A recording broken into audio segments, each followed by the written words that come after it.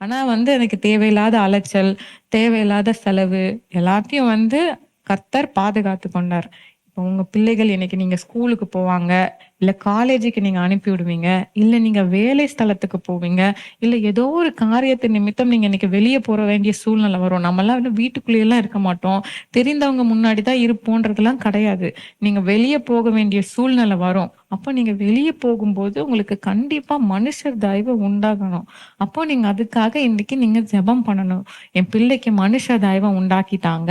இங்க நாங்க வெளிய போறோம். எங்களுக்கு மனுஷர் கண்கள்ல தயவ உண்டாக்கிட்டாங்க அப்படின்னு இந்த காரியத்திற்காக நம்ம தினமும் கண்டிப்பா நம்ம ஜெபிக்கணும். அப்படி ஜெபிக்கும்போது நம்ம வாழ்க்கையில மனுஷ தயவ கர்த்தர் உண்டாக்கி தருவார். கர்த்தர் நம்ம கூட இருக்கும்போது நமக்கு மனுஷ தயவ உண்டாக்கி தருவார். அதனால தான் நான் சொல்லுவேன், ஒவ்வொரு நாளும் ஜெபம் பண்ணுங்க. தேவன துதித்து பாடுங்க.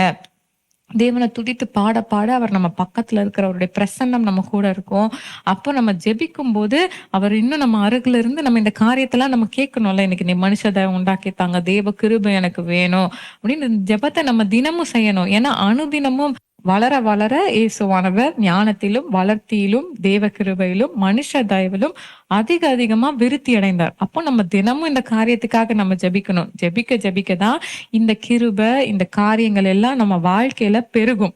சரியா? நம்ம இந்த காரியத்துக்காக நம்ம இப்ப ஜெபிக்க போகிறோம். உங்க பிள்ளைகள் இருந்தா உங்க மேல கைகள வைத்துக் கொள்ளுங்க. உங்க தலை மேல கைகள வைத்துக் கொள்ளுங்க. இன்றைய தினம் நம்ம ஜெபிக்க போறோம். இயேசு இவ்வளவு நாள் நம்ம ஜெபத்த கேட்டிருக்கிறார்.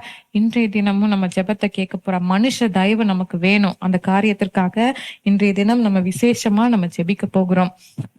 நீங்க ஜெபம் பண்ணுங்க. நீங்க இருக்கிற இடங்கள்ல முழங்கால் படியிட்டுக் கொள்ளுங்க. உங்க பிள்ளைகள் மேல கைகள வைத்துக் கொள்ளுங்க.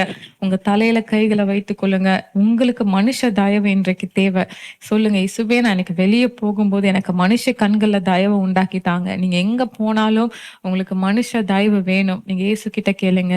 தகப்பனே, நாங்க ஜெபிக்கிற ஆண்டவரே, ஜெபிக்கிற ஒவ்வொரு பிள்ளைகள் மேலயும் இப்படி கரம் வைக்கப்படட்டும் ஆண்டவரே. ஜெபிக்கிறாங்கப்பா. அந்த பிள்ளைகள் மேல மனுஷ தயவு உண்டாகட்டும் அப்பா. அவங்க போக